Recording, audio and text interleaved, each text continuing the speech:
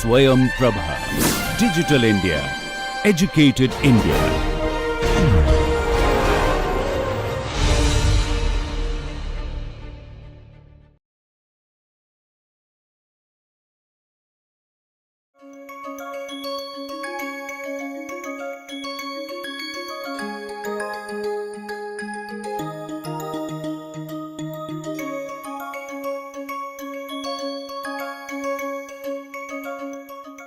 So, we have seen the overall energy scenario. We have also looked at different ways in which we can do the energy economics calculations for projects. Now, we are going to look at energy resources. So, when we talk about energy resources, there are some questions which you may want to think about. You might have heard the term peak oil. So, what is this term peak oil?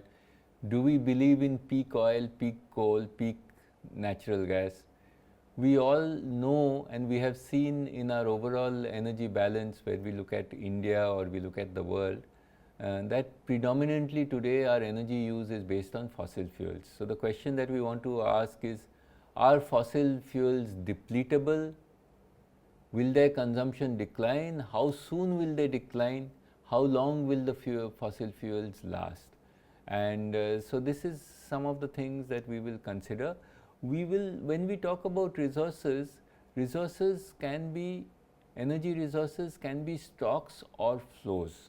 And in the initial part, we are going to talk about resources which are stocks. Stocks means that they can be stored, they can be transported, and then you have an estimate of how much we have in terms of the resource, and how much are we using annually. So, we want to get an estimate of how long that fuel would last.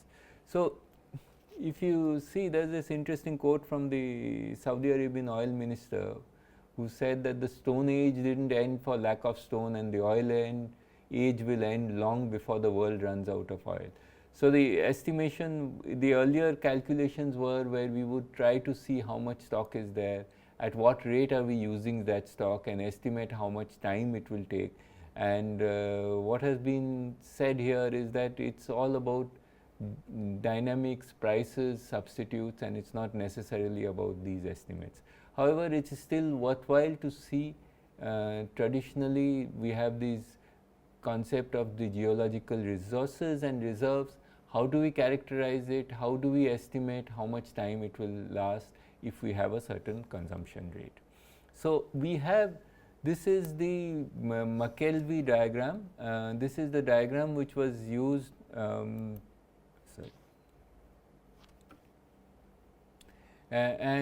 this shows this is the basics by which we classify the resources. So, typically what happens is, when we talk about fossil fuels, or we are looking at materials which are stocks, we look at some areas where we have done some extractions, and we know that these are in the case of oil, you will have a oil well dug, and you will find that there is this percentage of concentration, and it is viable to take the oil out. So, that would be something where you have actually conducted explorations, and we know that this is the kind of in this situation we have the reserves. That means the reserves are known quantities, and this could be which have been already measured. So, this is called proven. And then there is a second portion where you have done some sample wells, and you know that that whole area has similar kinds of rock formation. So, those will be called indicated. And the third one is, in similar areas and similar formulations, we expect that though we haven't done any exploration, we think that it could be inferred that these will also have. So, whenever we have these estimates, it is given in terms of proven, indicated, and inferred. And the probability of occurrence is highest. In the case of proven, we have actually measured and quantified, so we are quite sure that this is existing, indicated with some lower probability and inferred with a with even a lower probability. So, this is in terms of the resource. Now, there are also other undiscovered, there is this whole set where there are other undiscovered resources, and which are hypothetical, speculative, and also in these there are two axes. One axis is in terms of the probability and the second one is in terms of the economics. So, reserves which are easily extractable with higher concentrations, the cost of extraction would be much lower, so they may be currently economic. As the technologies change, things which were not economic earlier can become economic. So, this between reserves, there is this concept of reserves and resources. Resources may be known occurrences, but they are currently not economic to extract. So, resources is a slightly larger term which has a larger value, and resources is. So, this concept of resources and reserves is shown in this classification, which is the McKelvey diagram, and this is how it is plotted with the kind of increase as you go down, as you go up, it is the more economic, the costs are lower, and here this is the highest probability and lowest cost, and then you go for lower probabilities in this on this side, and you have higher costs going in this direction. So, there are two kinds of beliefs about resources. One is that if we look at a finite amount of reserve which is there in the ground, and if we look at a finite amount of reserve and we know that we have a particular kind of extraction pattern, we can estimate then how much time that extraction will occur. So, if we have a finite reserve and we are talking of a stock, if we have a production in a particular year and we have T as a time and we have P, and we say that okay, let the production be constant at the rate at which it is being consumed, then if we look at this area under the curve, this becomes the static, we define a static R by P ratio or the R by P ratio, which is simply divide the total amount of known reserve and divide it by the production in a particular year, assuming that it is constant. This will give us the number of years at which the resource will last at the current level at which we are consuming it.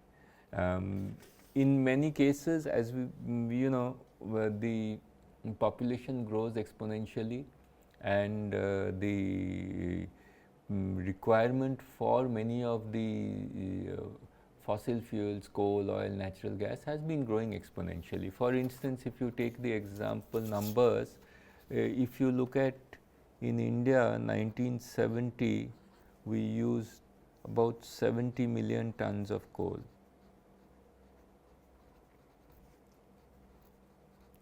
And in 2012, we used 557 million tons of coal. So, you can see very clearly that there is a exponential growth.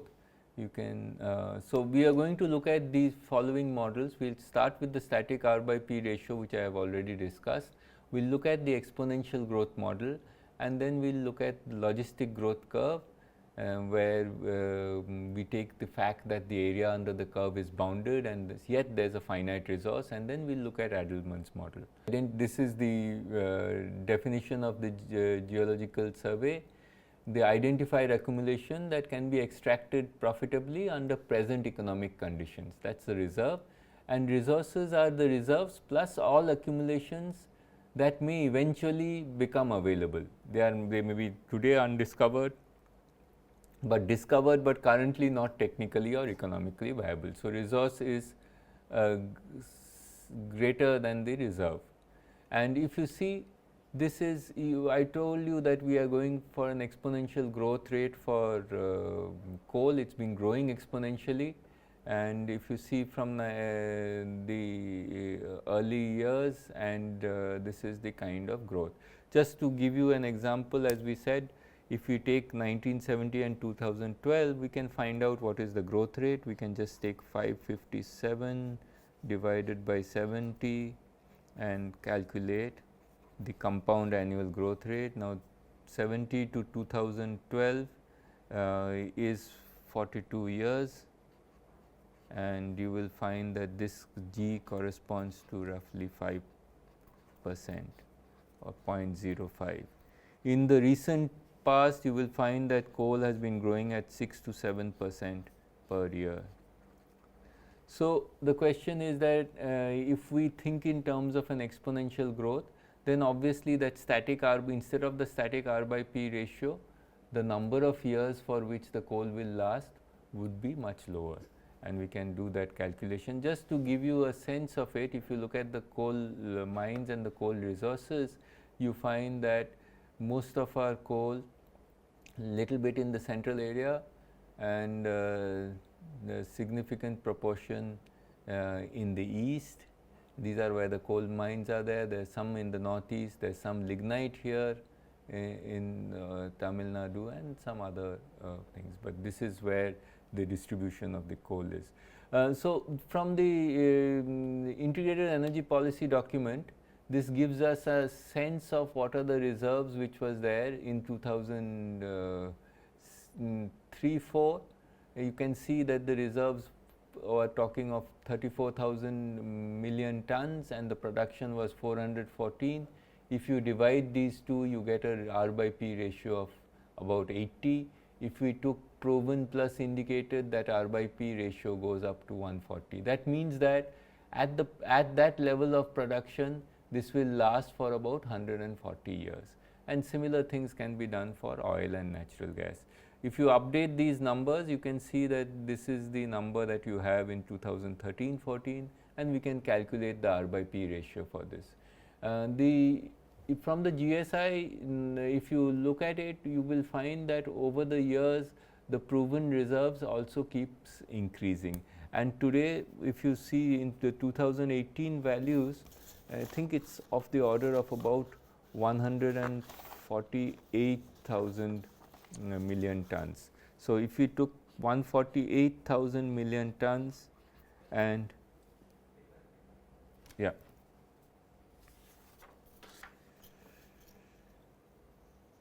if you look at this number of 148,000 million tons and you divide that by the annual production, 148,000 million tons of coal, annual production roughly about 600 million tons of coal. The number that we get, static R by P ratio, is about 200 years. So we have a reasonable amount of coal, though it is low grade coal, and of course, as we have seen, there is a problem in terms of the CO2 emissions, and so we are talking about not using the coal.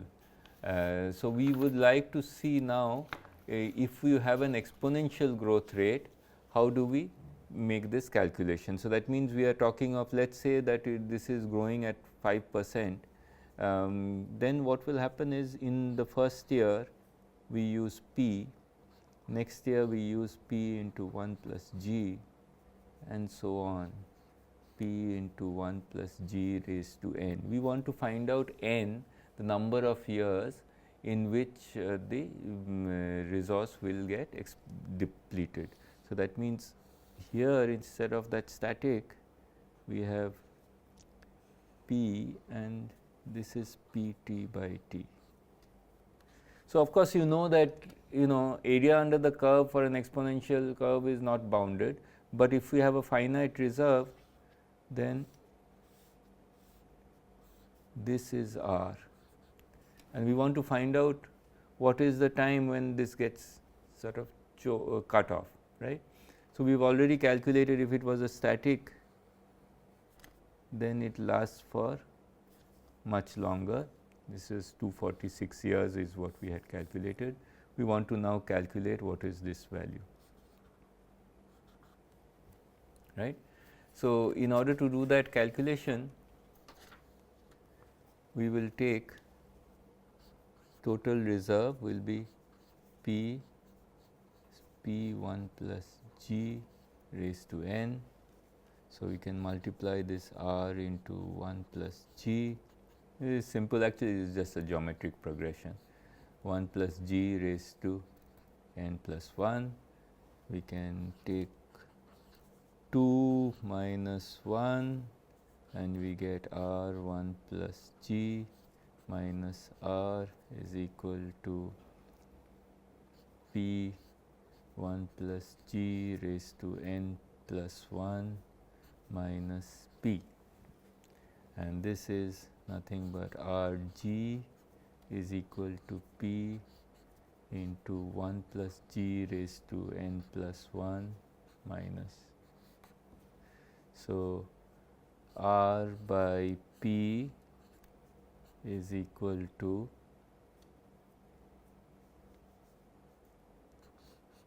one plus G raised to n plus 1 minus 1 by G.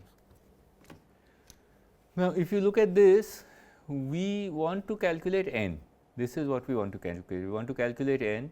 We know R by P and we know G.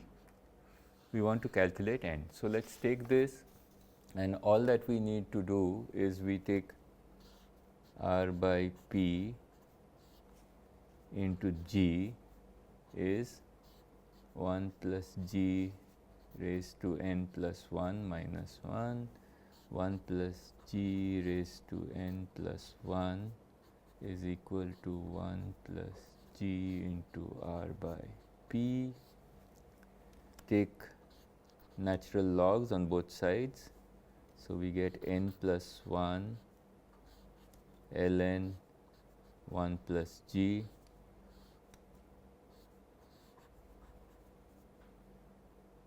right is equal to ln 1 plus G into R by P. So, n is equal to, or n plus 1 is equal to ln 1 plus G into R by P divided by ln 1 plus G. Now, let us just plug in the values for the numbers that we had. We calculated for India for coal that R by P ratio was 246, and we said that let us consider a growth rate of 5%. We can of course take a higher growth rate. So, we can suppose we take 5%, then n plus 1 will be ln 1 plus 0.05 into 246 divided by ln 1.05. You can calculate this. It turns out to be ln this is 2.59 by 0.049. It turns out to be 53. So, n 52. So, we of course, if we see if the time which we are talking of in this is going to be lower than the time which we had calculated for the static R by P ratio. If we instead of 5%, if this was 6%, then you will find that the life will n will decrease, and n turns out to be 47 years. So, remember we talked about a static R by P ratio, and we also talked about the ratio if we are going at an exponential growth rate. Now, in actual practice, what will happen is we expect that the pattern will not be exponential and suddenly coming to 0. So, we expect this is similar to what Adelman had done, but we have also this has been also done by Hubbard, who was a geologist, and he proposed the method. It is called the Hubbard model.